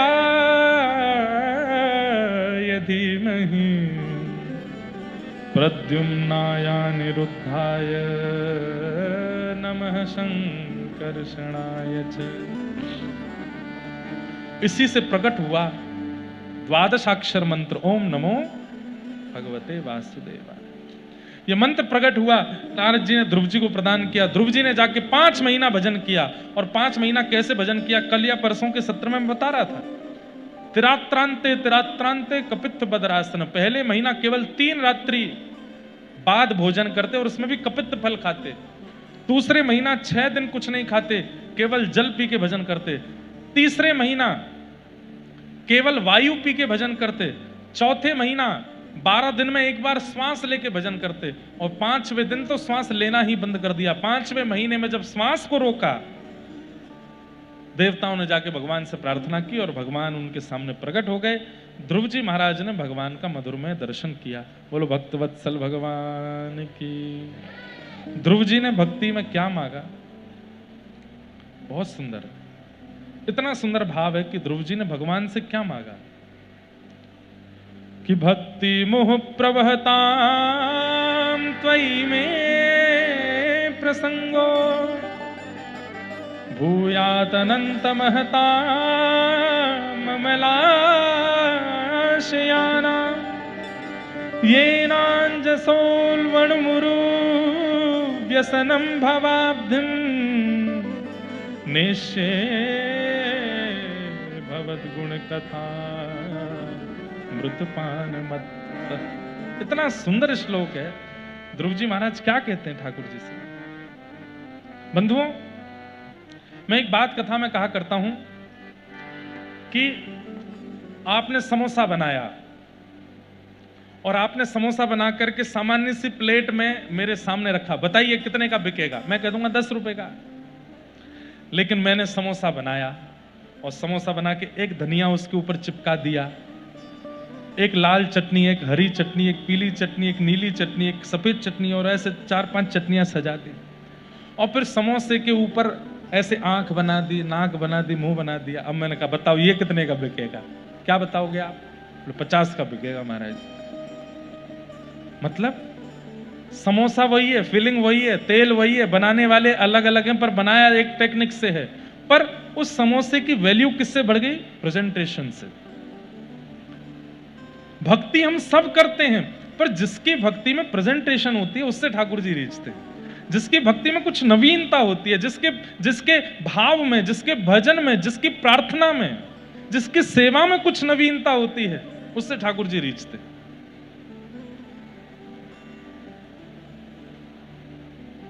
कुछ नया करो। इसलिए हम हर कथा में कुछ नया ही बोलते हैं, पुराना बोलता ही नहीं। पुराना बोलूंगा तो कभी मन नहीं लगता ना कथा में, तो पुरानी कथा चलती है। जब मन लगता है कथा में, कुछ नया नया ही आता रहता है, और यही लगता है कि ये नवनीत चोर हैं, इनको नया नया प्रिय लगता है। कुछ नए नए भाव उद्घटित करके सुनाते रहो। रोज कुछ ना कुछ पढ़ के आऊंगा, रोज कुछ ना कुछ सुन के आऊंगा, ताकि कुछ नया ठाकुर जी को परोसा जा सके, क्योंकि इनको नया प्रिय लगता है, नया अच्छा लगता है। तो ऐसे ही अपनी सेवा में कुछ नवीन प्रस्तुत करो। ध्रुव जी महाराज ने सामान्य स्तुति नहीं गाई है ठाकुर जी की। क्या कह रहे हैं कि हे नाथ, मुझ पर कृपा करके एक वस्तु दे दीजिए। बोले क्या? मुझे व्यसन लगा दीजिए, मुझे व्यसनी बना दीजिए, मेरे अंदर एडिक्शन डाल दीजिए। ठाकुर जी बोले वाह। ठाकुर के सामने खड़े होकर के कह रहा है कि मुझे व्यसनी बना दो। काय का व्यसन चाहिए? बोले यही तो सुनिए कि व्यसन काय का चाहिए। बोले क्या काय का व्यसन चाहिए? बोले आपकी कथा का व्यसन चाहिए, आपके नाम का व्यसन चाहिए, आपके भजन का व्यसन चाहिए। तो ठाकुर जी भी एक बार को गरुड़ से नीचे उतर करके मानो थोड़ी पे हाथ धर के पूछने लगे, तैने व्यसन क्यों कहा? दुनिया के लोग कहते हैं आप अपने चरणों में लगाए रखो, आप अपनी भक्ति कराए रखो, नाथ हमारी चित्त में प्रेम बढ़ाओ, पर तैने व्यसन शब्द का प्रयोग क्यों किया? तब ध्रुव जी क्या कहते हैं? बोले जो डेडिकेशन व्यसनी व्यक्ति के अंदर होता है, वो डेडिकेशन दूसरों में नहीं होता। लगन व्यसनी व्यक्ति जैसी लगन नहीं होती किसी में। बहुत लगन से व्यसन करता है। मैंने ज्यादा तो नहीं देखे, पर 2-4 देखे हैं, कैसे कितना ज्यादा लगन होती है उनके अंदर व्यसन करने की। अगर किसी को धुआं उड़ाने का वो है, क्या बोलते हैं उसको, व्यसन, वो व्यक्ति 3 घंटा कथा में बैठ नहीं पाता। अरे चलो कथा तो फिर भी एक सार्वजनिक कार्यक्रम है, वो अपने ब्याह में नहीं बैठ पाता। पंडित जी एक फेरा हो गया, 2 मिनट का समय दे दो, क्या थोड़ा धुआं उड़ाया, कितना डेडिकेशन है। अरे व्यसनी व्यक्ति ब्याह भी करता है तो भी व्यसन नहीं छोड़ता। व्यसनी व्यक्ति किसी के मर जाने पर भी, किसी के मातम में जाता है तो भी व्यसन नहीं छोड़ता। व्यसनी व्यक्ति खुशी में भी व्यसन नहीं छोड़ता, दुख में भी व्यसन नहीं छोड़ता। ठीक वैसे ही मैं भी आपकी कथा का व्यसनी हो जाऊं, दुख हो, सुख हो, आनंद हो, बुरा हो, मैं आपको कभी ना छोड़ू नाथ, इसलिए मुझे व्यसन दो। व्यसनम भवाप्ते। ठाकुर जी रीझ गए ध्रुव से। क्यों? केवल एक शब्द बोल दिया है। और मैं एक बात कहूं, 10 वर्ष होने वाले हमको कथा करते करते। हमने जितने भक्तों के चरित्र भागवत में देखे, कुंती स्तुति, भीष्म पितामह की स्तुति, ध्रुव स्तुति, हर स्तुति में एक शब्द ही है जो शब्द ठाकुर जी को प्रसन्न कर देता है। कुंती स्तुति में कुंती क्या कहती है कि विपदा संतु नः सस्वत तत्र तत्र जगद गुरु भवतो दर्शनम यत् स्यात् पुनः भव दर्शनम। हे नाथ, मेरी झोली भर दीजिए। भगवान बोले काय से? सुख से, समृद्धि से, रत्नों से, वैभव से। काय से भरूं तेरी झोली? बोले दुखों से। वे एक शब्द बोला है केवल, और ठाकुर जी सोच में पड़ गए, बोले ये क्या मांग रही है? और बहुत अलग विषय हो जाएगा। वहां भीष्म पितामह की स्तुति प्रारंभ होती, क्या कहते हैं? इतिमति रूपकल्पिता वितृष्णा भगवत सात्वत पुंगवे विभुम्ने स्वसुखम उपगते क्वचित विहर्तुम प्रकृति मगन किल यश्य। क्या क्या है आगे? प्रकृति मुपेयुषि यद भव प्रवाह त्रिभुवन कमनम तमाल वर्णम रविकर गौरवरांबरम दधाने बपुरल ककुला वृतान नाब्जम विजय सखे रतिरस्तु मेन वद्या। क्या कह रहे हैं? अब सीधा अर्थ है कि हे नाथ, मैं अपनी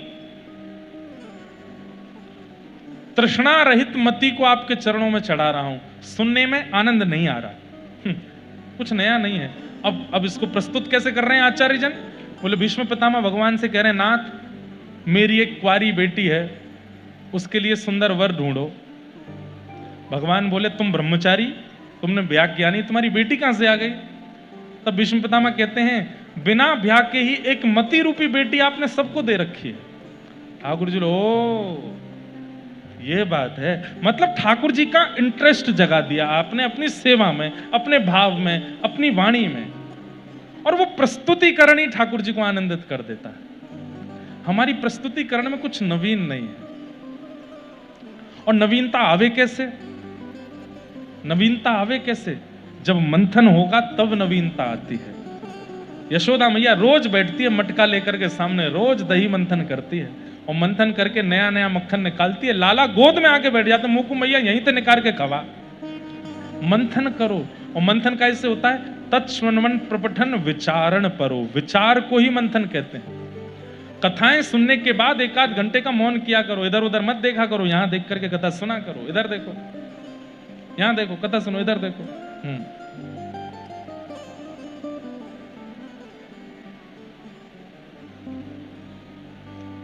ध्रुव जी ने भगवान की स्तुति गाई। हमारा मन जरा भी इधर उधर होता है, तुरंत प्रवाह खत्म हो जाता है। इसलिए हम कभी कभी आंख बंद करके कथा करते हैं।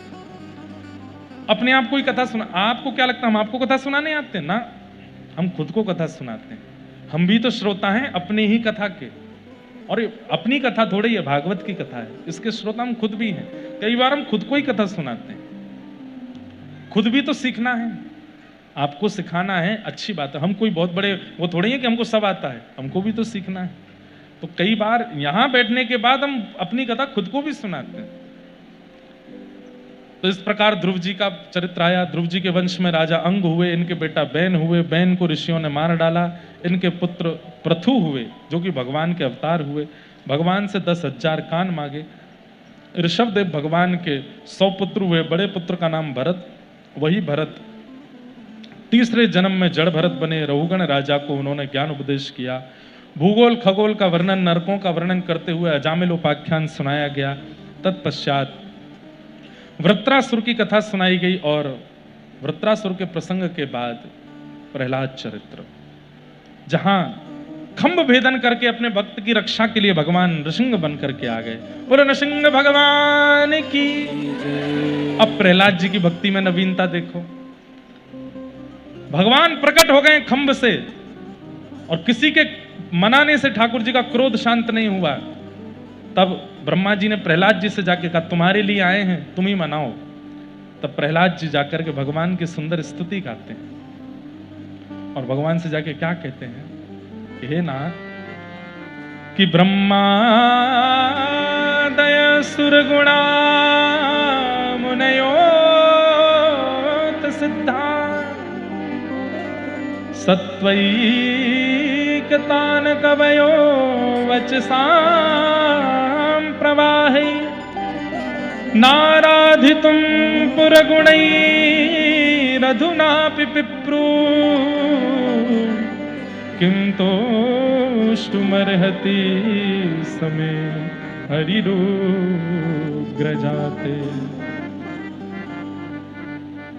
बहुत सुंदर। क्या कह रहे हैं? बोले नाथ, पहले दीनता का परिचय दिया। ठाकुर जी के सामने जाके कह रहे, नाथ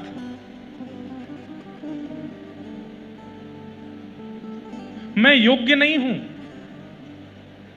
अरे आप परम पवित्र परमात्मा हैं, और मैं एक दैत्य का बालक हूं। मैं एक दैत्य कुल में उत्पन्न बालक हूं।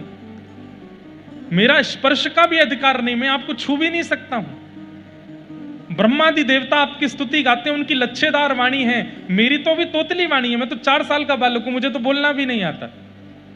4 साल का बालक कैसे बोलता है?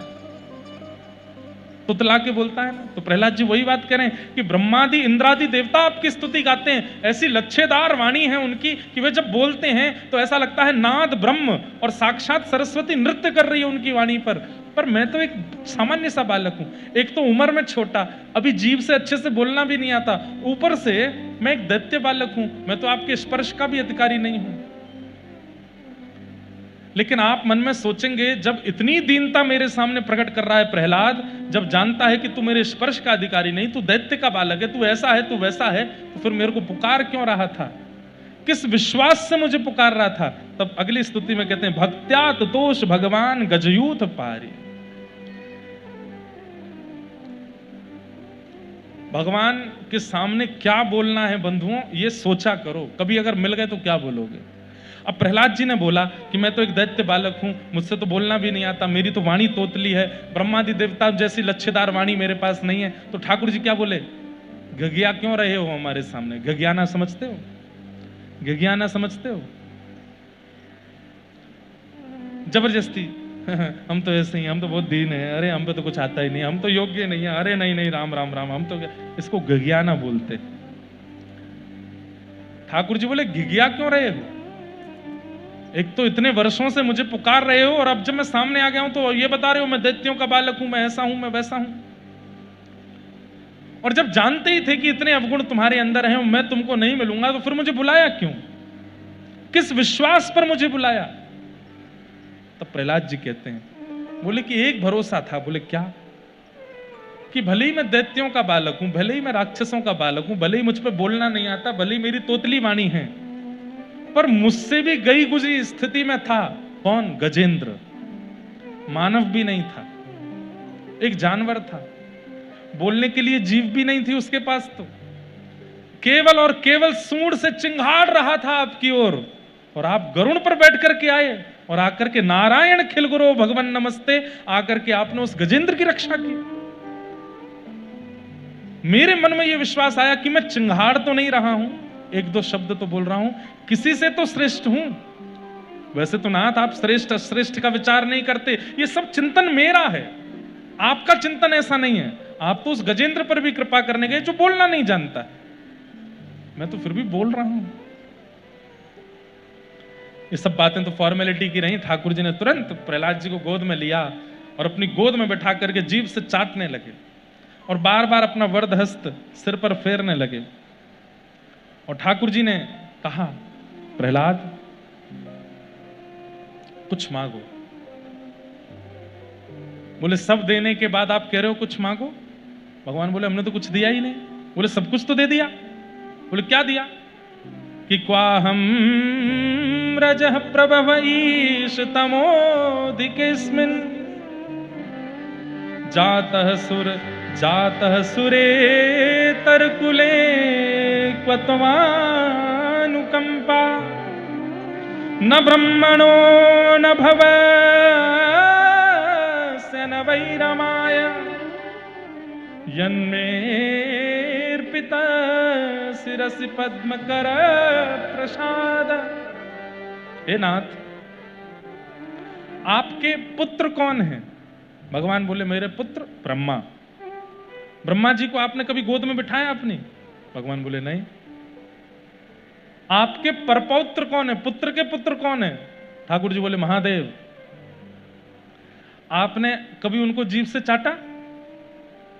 बोले नहीं। आपकी पत्नी कौन है? बोले लक्ष्मी। आपने कभी उनके सिर पर ऐसे हाथ फेरा? बोले कभी नहीं।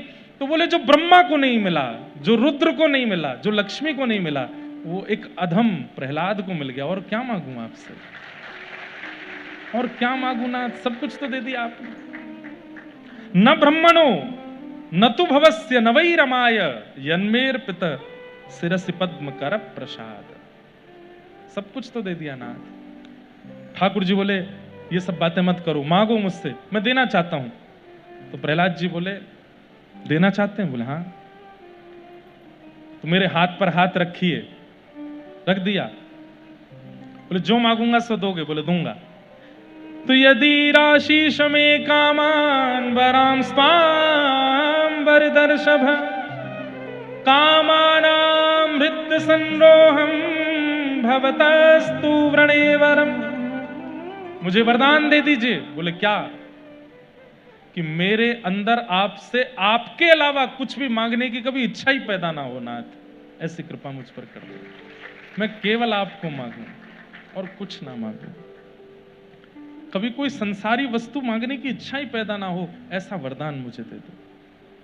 मतलब हर बार जब जब प्रहलाद बोले हैं तब तब मानो नृसिंह भगवान न्योछावर हो गए उनके ऊपर। भाई इसलिए भजन करो, इसलिए नाम करो, इसलिए कथा सुनो कि कल को ठाकुर जी आ गए और तुम कुछ नहीं कह पाए, कुछ बोले ही नहीं पाए, और बस हाथ पाम उनके ठाकुर जी के पाम वाम धोलिए, भोजन वगैरह, चले गए ठाकुर जी। फिर ठाकुर जी दोबारा नहीं आएंगे। एक बार आने के बाद बार बार आवे तो फिर ध्रुव से सीखो, प्रहलाद से सीखो, मीराबाई से सीखो, इनसे सीखो ऐसा क्या बोलें कि ठाकुर जी को एडिक्शन हो जाए हमारे पास बार बार आने का। आते ही रहे फिर, और फिर कभी जाए ना। ऐसा सीखो।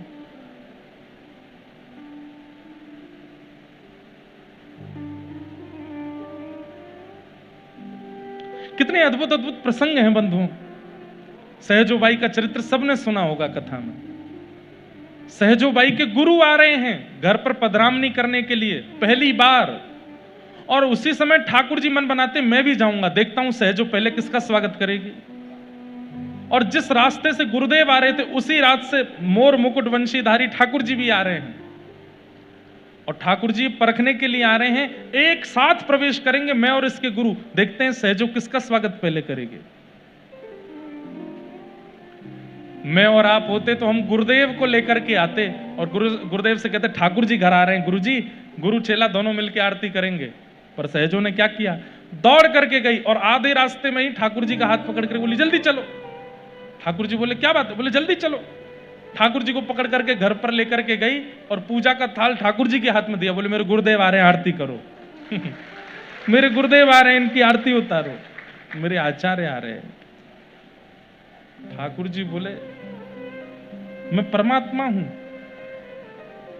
तुझे शरीर देने वाला मैं हूं, तुझे बुद्धि देने वाला मैं, तुझे नेत्र देने वाला मैं, तुझे कान देने वाला, जीव देने वाला, हाथ पैर देने वाला मैं, और इस संसारी गुरु की पूजा तू मुझसे करवा रही है। मैं और आप होते तो डर के मारे थाली छीन लेता, नहीं जैसे अपराध हो गया।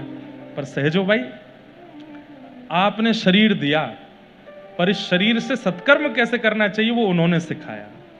आपने नेत्र दिए पर इन नेत्रों से दर्शन करने चाहिए वो उन्होंने सिखाया। आपने कान दिए पर इन कानों से कथा सुननी चाहिए वो उन्होंने सिखाया। आपने जीव दी पर इस जीव से हरिनाम गाना चाहिए ये उन्होंने सिखाया। चुपचाप आरती करो गुरुदेव की। बहुत सुंदर। ऐसी सहजो भाई, ऐसी सहजो भाई।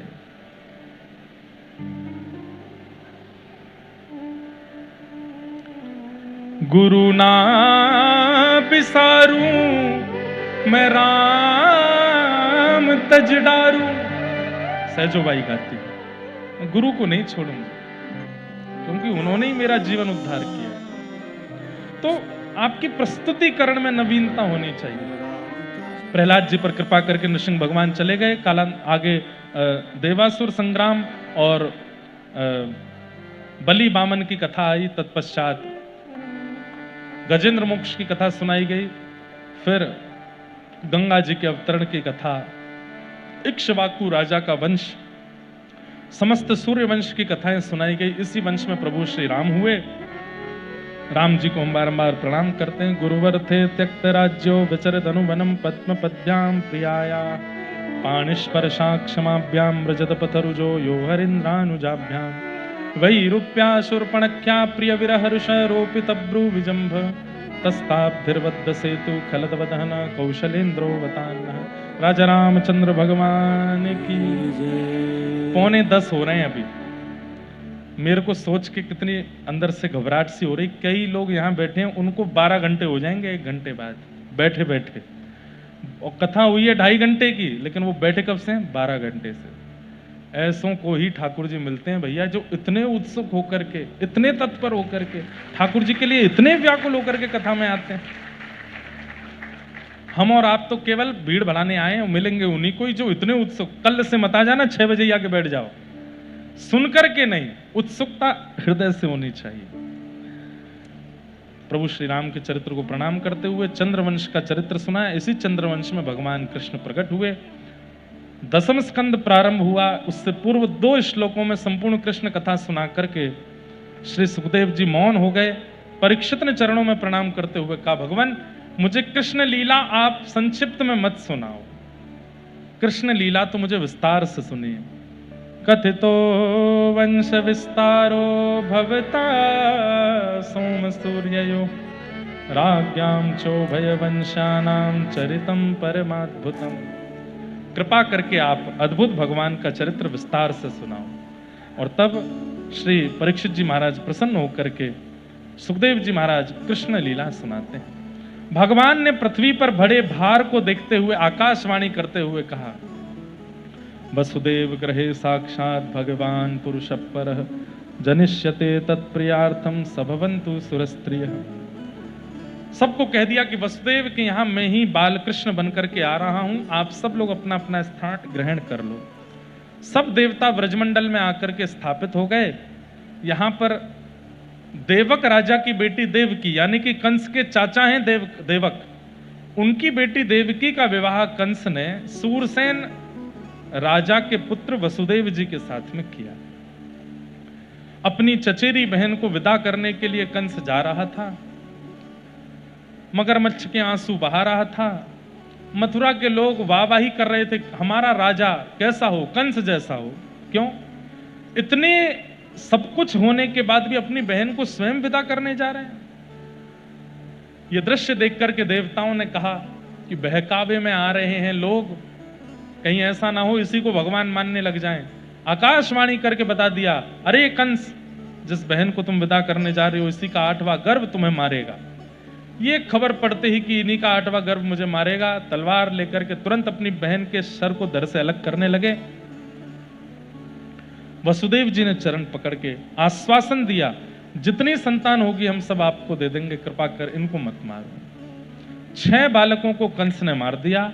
7वें बालक के रूप में श्री शेषनाग बलराम जी के रूप में आए, लेकिन योग माया की कृपा से स्थानांतरित होकर के रोहिणी जी के गर्भ में स्थापित हो गए।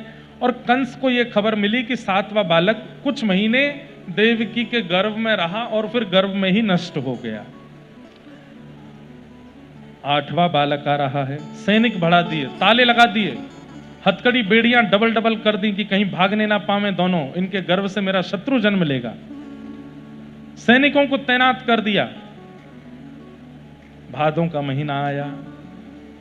आहा, देव की मैया का रूप बहुत सुंदर हो गया है। क्यों? गर्भ में ठाकुर जी हैं। भादों का महीना, मंदम मंदम जलधरा, और पवन देव मंदिराचल पर्वत पर जाकर के चंदन की लकड़ियों से सुगंधी लेकर के बह रहे हैं। और जैसे ही मध्य रात्रि हुई, कंस के कारागृह में देवकी मैया के गर्भ से दिव्य तेज प्रकट हुआ और शंख चक्र गदा पद्म धारण करके बाल कृष्ण प्रभु प्रकट हो गए। बोल बाल कृष्ण लाल की। हाथ जोड़ के सब लोग वंदन करो। तमद्भुतम बालकमंबुजक्षणम चतुर्भुजम शंख गदायुधायुधम श्रीवत्सलक्ष्मं कलशोभकौस्तुभम पीतांबरम सांद्रपयोधसौभगम। बोलो बाल कृष्ण लाल की। हाँ, इतने धीरे जय बोलो कि कंस उठे ना। कैसी बात करते हो आप लोग। बोलो बाल कृष्ण लाल की।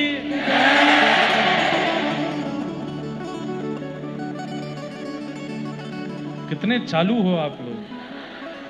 पूरी हमारी ऊर्जा 4 घंटा बोल बोल के निकल जाती है, एक शब्द नहीं निकालते अपने मुख से। अरे जय जयकार तो पूरे उत्साह में। अब अगर कोई ढीला पड़ा बोलने में, नाचने में, उत्सव मनाने में, उसको अपने बगल वाले की सौगंध है। और सुनो, अब ये बगल वाली सौगंध बहुत हो गई, उसको अपने बाल और दांतों की सौगंध है। चलो जो नहीं गाएगा, जो नहीं बोलेगा, जो नहीं करताल बजाएगा,